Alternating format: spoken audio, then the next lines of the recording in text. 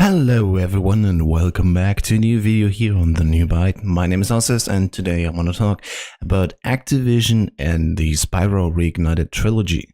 Lots of people have been playing the Spyro Trilogy now, which came to PlayStation 4 and Xbox One, and are of course excited to play this old gaming classic again in high definition and, well, basically just a complete remaster of the game. So here's one thing though that happened. Apparently the company that did the remaster, Toys for Bob, famous for Skylanders, actually didn't put in much subtitles, which is bad. And people are actually complaining about it, and I get that. Even I'm not a deaf person, I'm not someone who needs it necessarily. I like to have my subtitles turned on, mostly because I play in a foreign language. I'm German, English is not my native tongue, and I do my best, as you can hear, right? But sometimes there are just things where I actually have to read a new word that I have never heard before. Sometimes happens, and it's really good to have some subtitles so you can just look at the translation or just get it from context. And even that, like, sometimes I just play at night and don't have the audio turned up that much, and it's just hard to hear sometimes the voice lines, and then it's good to have subtitles, right? Streamers use them, of course, so people, when they talk over voice over stuff, they can still read the subtitles and so on and on. And of course, for people that actually have a problem with hearing, deaf people even, like, they definitely need those, right?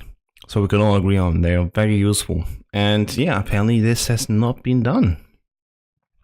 First noticed by Gamepitt in this very cool article here, which I will link down in the description below, there are no subtitles.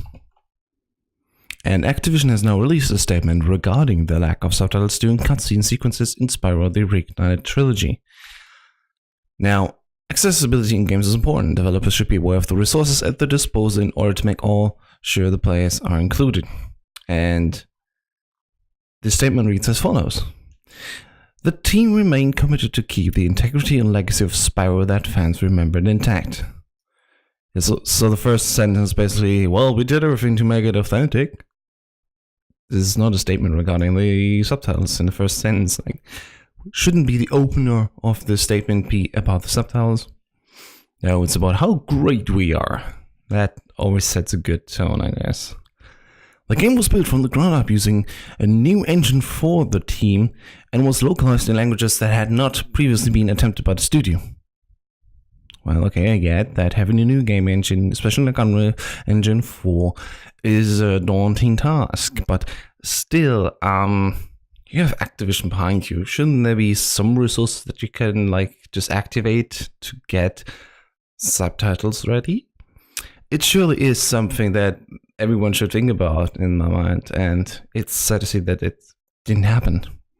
While there is no industry standard for subtitles, the studio and Activision care about the fans' experience, especially with respect to accessibility for people with different abilities, and will evaluate going forward. This line here just reads as, well, there's no standard, so what should we do? Okay, we're hearing you now because you're making a fuss about it, but why? And, wow. I can just not imagine how someone feels that definitely needs them, like 100% needs subtitles to play a game. Good thing I guess I don't need to imagine. I can just go to some Twitter comments like Einhouten here, who is an accessibility specialist, having to use avoid excluding gamers with disabilities. He did a great comment thread and reported a lot about it. So he starts off first with, to look at Assassin's Creed, for example, where 60% of the players actually having subs turned on, and all of them are deaf. They're people like me, for example, who just want to read what's going on, sometimes miss a line, right?